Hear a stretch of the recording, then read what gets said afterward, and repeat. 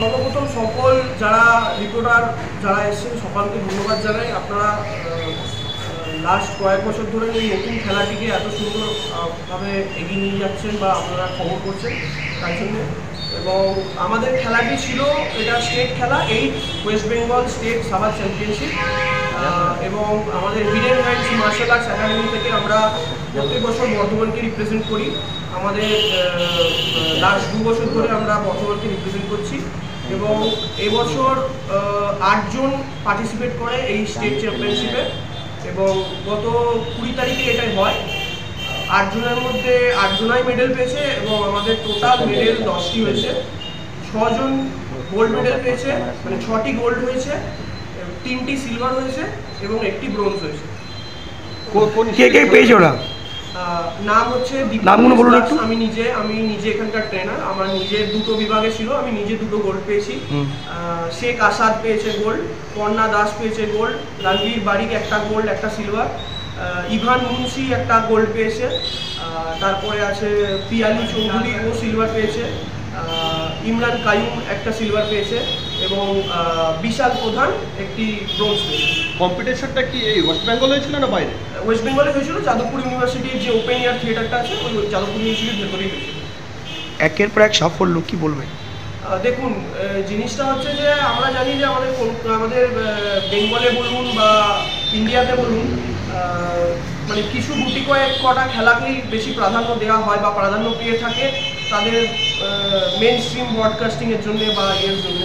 তো কিন্তু আমাদের যেই কিক বক্সিং বলুন, সাবাদ বলুন, এগুলো যে এরকমভাবে এগোচ্ছে লাস্ট কয়েক বছর ধরে, সেটা পরিষ্কার বোঝা যাচ্ছে যে আমাদের সাধারণ মানুষ বা বাচ্চাদের মধ্যে, ইয়াংস্টারদের মধ্যে এই জিনিসটা MMA এইসব জিনিসের চলটা বাড়ছে।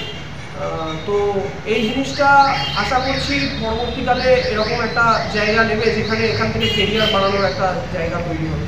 কোনোরকম রাজ্য সরকারের কাছ থেকে কি সহযোগিতা পাচ্ছেন অথবা প্রশাসনের কাছ থেকে? না, এখনো অবধি পাইনি, তবে কিছু কিছু বেসরকারি সংস্থা আমাদেরকে সাহায্য করেছেন। যেমন আগের বছর এশিয়ান খেলাতে পুরোপুরি পাইনি বলেও ভুল হবে, রাজ্য সরকার থেকে স্থানীয় কাউন্সিলর মনে হয় অনাম মুখার্জি ও এশিয়ান খেলতে গেছিল, তো ওকে কিছু আর্থিক সাহায্য করেছিলেন।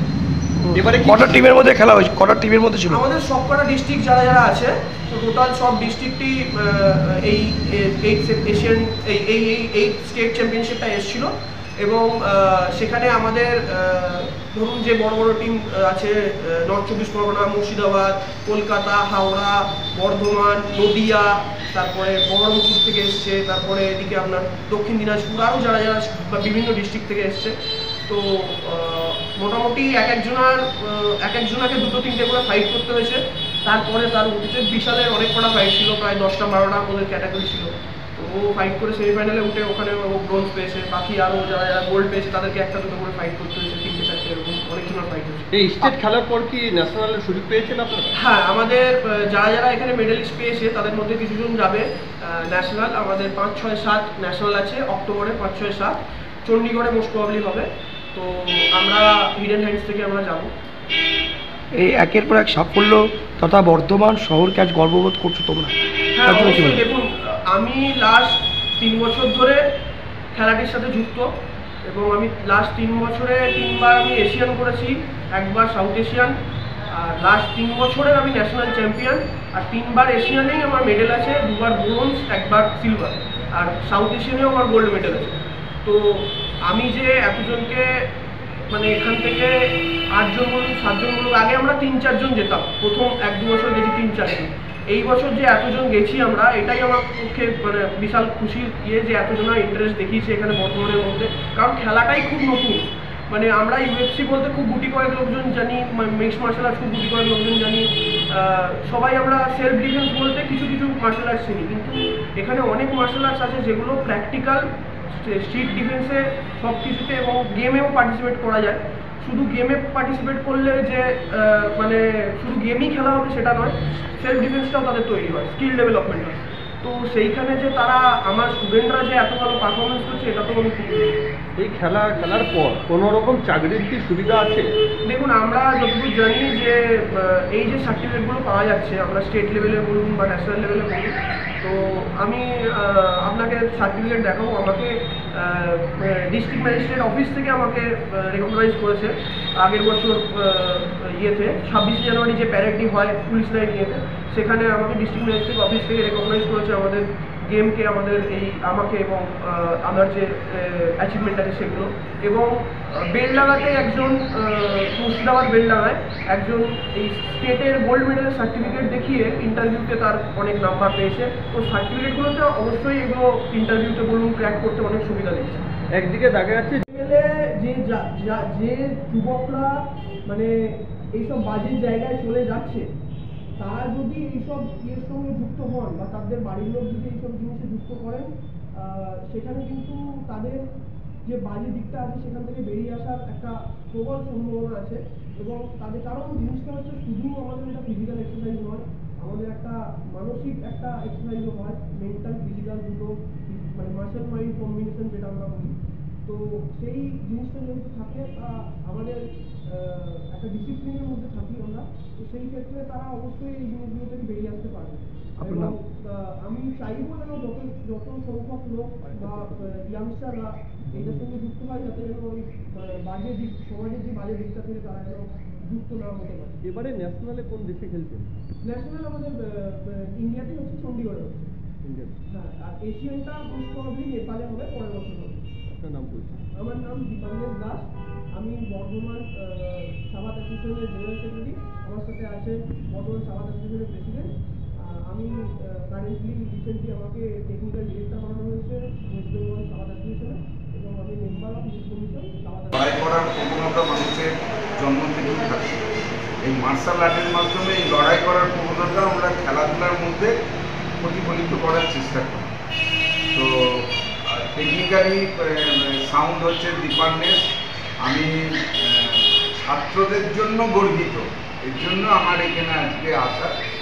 এখানে আমাদের দুজন ছাত্র আছে আমার, তারা সরাসরি ছাত্র, দীপান্বেশ আর পেছনে দাঁড়িয়ে আছে আশা। ন্যাচারালি এরা কিন্তু অ্যাথলিট।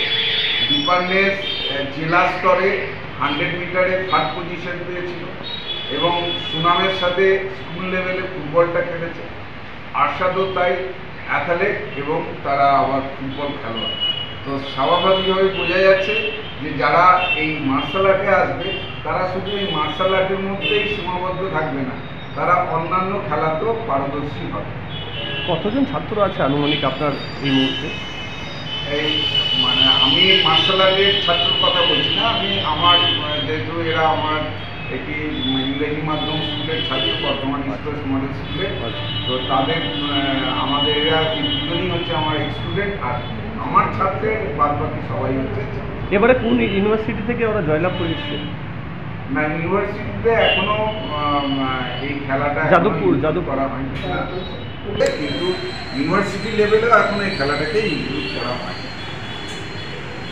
আর এই হিডেন হ্যান্ডস এটা অনেকদিন গত 3-4 বছর ধরে চালাচ্ছে বড়বাজার চৌমাথার এখানে, বিশেষ করে যে চৌমাথাটা বিখ্যাত আর কি। হ্যাঁ, সরকার গত বছরও সাফল্য পেয়েছে, এবছরও সাফল্য 24-25 2 বছর। হ্যাঁ, ও তো ইনবর্ন অ্যাথলেট। অ্যাথলেটরা যে কোনো খেলায় যখন যাবে সেখানে সাফল্য লাভ করবে, এটাই হচ্ছে ফর্মুলা। শহর বর্ধমানকে আজকে এখন এই জায়গায় দাঁড়িয়ে এখন একটু আগেই একটা আলোচনা হলো যে যুবকরা অন্যদিকে ডাইভার্ট হয়ে যাচ্ছে। তো সেক্ষেত্রে খেলাধুলাটা একটা হচ্ছে পজিটিভ মাধ্যম, যেখানে আমরা তাদেরকে মূল স্রোতে ফিরিয়ে নিয়ে আসতে পারি। এবং যে কোনো খেলাধুলাতেই আপনি যদি নিবিড়ভাবে অনুশীলন করেন, নিষ্ঠার সাথে প্র্যাকটিস করেন, তাহলে তার সাফল্যই আসবে। এবং তারই উদাহরণ হচ্ছে দীপান্বেশ দাস। আপনার নাম বলুন? আমার নাম শিবুরুদ্র, আমি সাবাতে বর্ধমান যে অ্যাসোসিয়েশন আছে তার প্রেসিডেন্ট। বেস্ট ফাইটার অ্যাওয়ার্ড পেয়েছি, আমাদের বেস্ট সাবাত বক্সার কম্ব্যাট, এবং এই অ্যাওয়ার্ডটা আমাকে দেওয়া হয় কারণ আমি 9 সেকেন্ডে একটি নক আউট মেরেছি এবং খেলা শেষ করেছি। তো 9 সেকেন্ড মানে স্টার্ট হওয়ার 9 সেকেন্ডের মধ্যে আমার এই খেলাটা শেষ হয়ে যায়, আমি অপোনেন্টকে নক আউট করি। সেই জন্যে বিচারকরা আমাকে বেস্ট ফাইটার অ্যাওয়ার্ড